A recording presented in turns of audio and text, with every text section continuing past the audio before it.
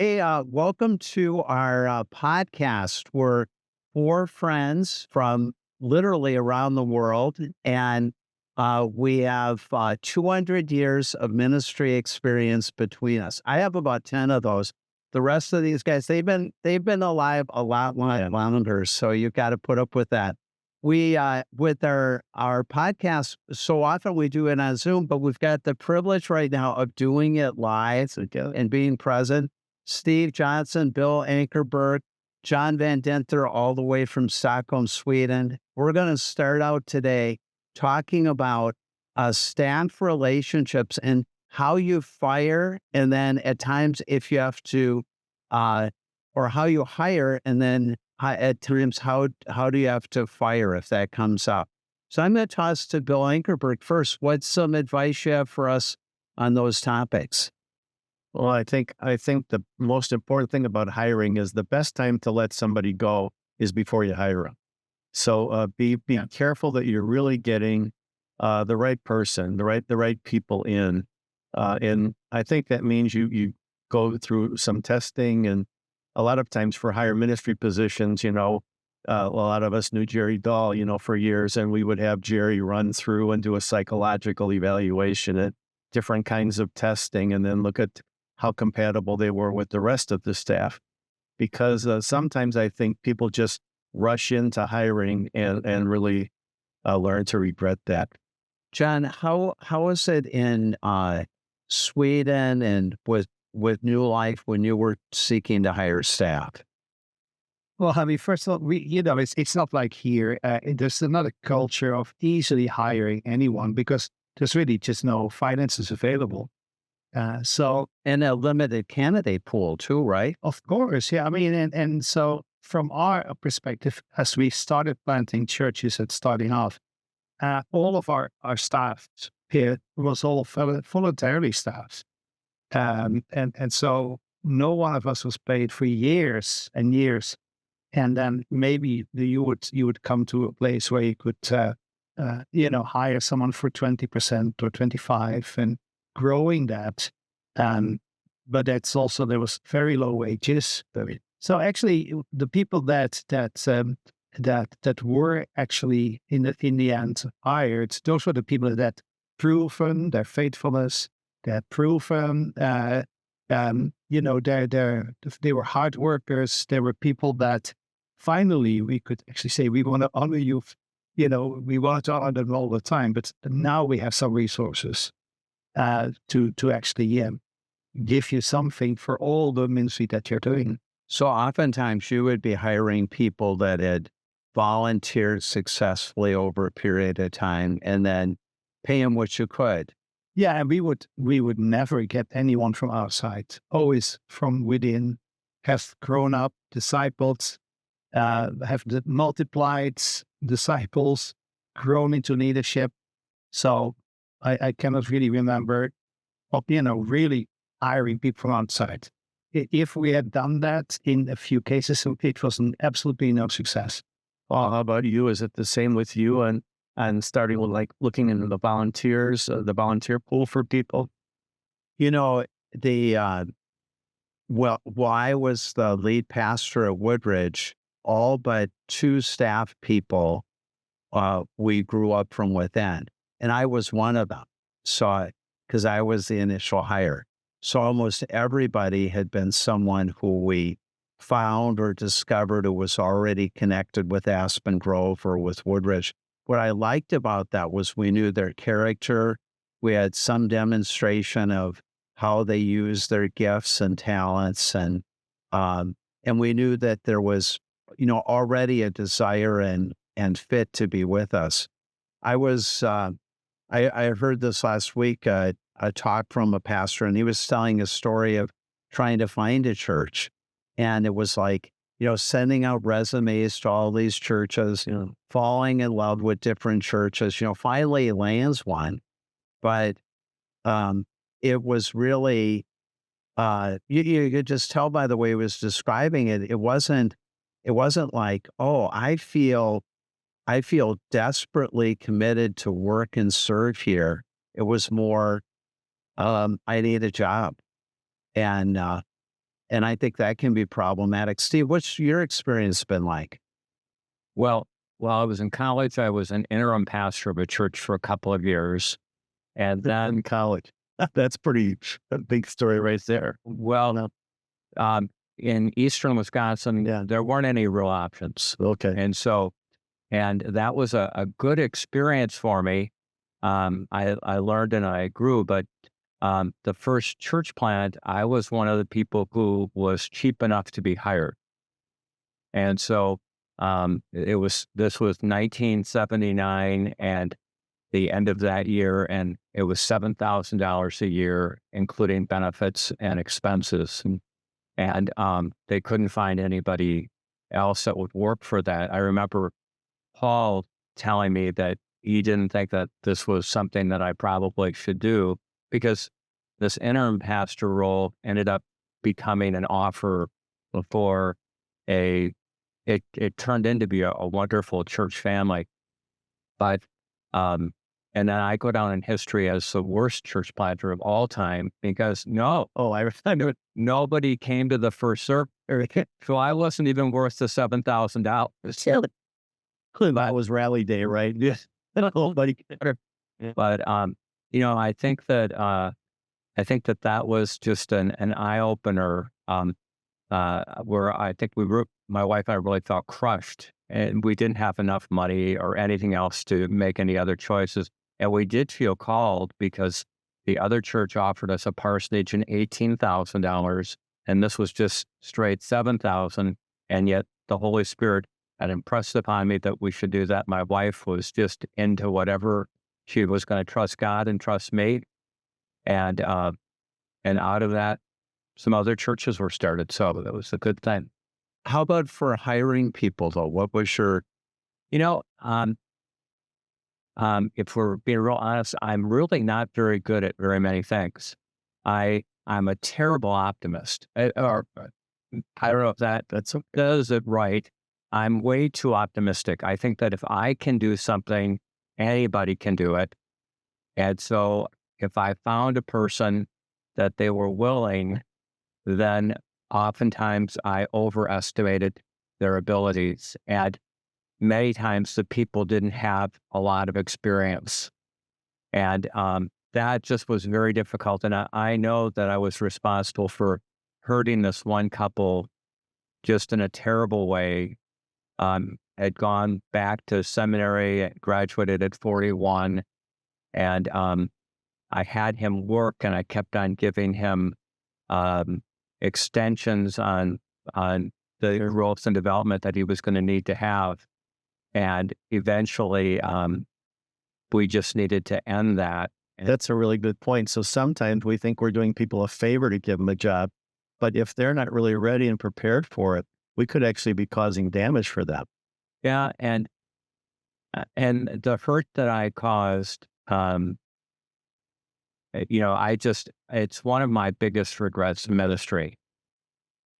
Bill, when you've had experiences of hiring people, what stands out for you? Well, I think determination stand out more than the hiring. I had a guy who was actually probably one of my best friends that I brought onto our staff in Southern California. And we were having problems with him not showing up on times for work. And I knew that he was struggling emotionally and had gone on antidepressants and stuff. And so it was very difficult because I knew he was having a difficult time, but he was actually causing damage in the worship services on Sunday. And so the church board kept saying to me, "We've got to make a change here." And it was difficult for me to do it because I knew what was going on, and they didn't know everything that was going on with this young man. And finally, the church chairman said, "Well, if you don't deal with it, maybe I have to deal with you." So, that put a good bit of pressure on that. We got to do something here, and so at that point, what I did, I was told that we could pay him till the end of the year, and so I actually told him right away. I said, "I want to give you the maximum amount of income and time, so I'm just going to tell you now." And frankly, a guy who was one of my best friends, I've only talked to him, I think, twice in the last 20 years now.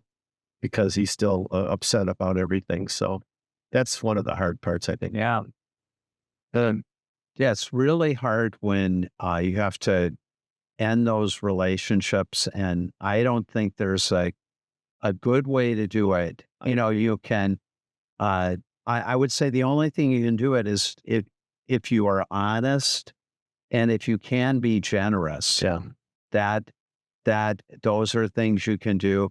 But the idea that they're going to somehow agree with you or come to that conclusion, that I think that's just wishful thinking. Yeah. I think a job description would have helped me out quite a bit because without ever leading this fella along, he ended up with expectations outside of what I had. In what actually forced the point of a termination was he told me that his expectation was that he was going to preach 50% of the time the next year. And um, up to that point, he had not spoken very much at all. And the church had gotten large and there were expectations. Sure. And so then I really didn't have any choice in terms of telling him that that's not going to be possible.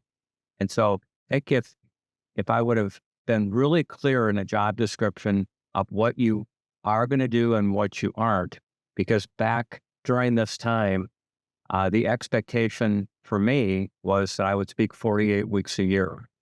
And you went through that time period, right? Yeah. And um, and In our church, we actually tried to vote it down to 40, and the church voted against it. They wanted to keep it at 40, 48. Yep. So it was, a lot of pressure to do that. Yeah. But, dealing with people and stuff like that, I don't think people realize how hard that is for us as people. We really wrestle and struggle and have pain over that. Mm-hmm. Did you have experiences where you had to fire anyone? Not really, but I mean, because many people are still like volunteer leaders, and some volunteer leaders, yeah, they left. But I think the hard thing you talk about a job description. I think even if you have a job description, I mean, in the church planting, where we were involved or have been involved for many years, there's such a flexibility all the time.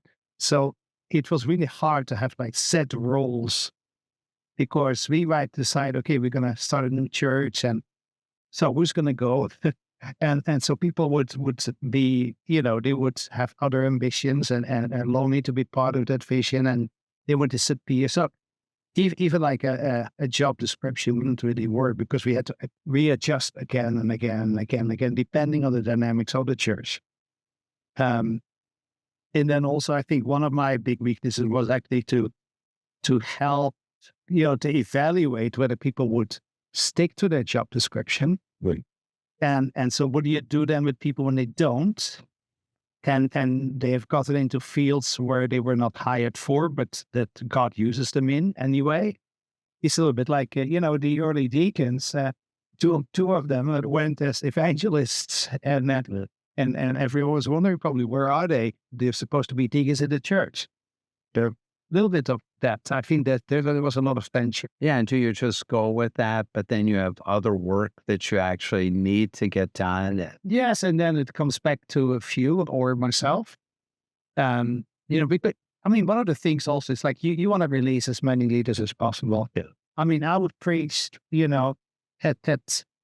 at the most, I would say between 50, by like every third Sunday, or sometimes every second Sunday, because I want to release new leaders, help people to grow in their preaching skills and stuff like that. And so, I mean, everything is more flexible in church planting. With job descriptions, we'd have people complain and say, well, that's not in my job description. So I finally used to add the last line, and everything was special tasks as assigned by the senior pastor. Yeah.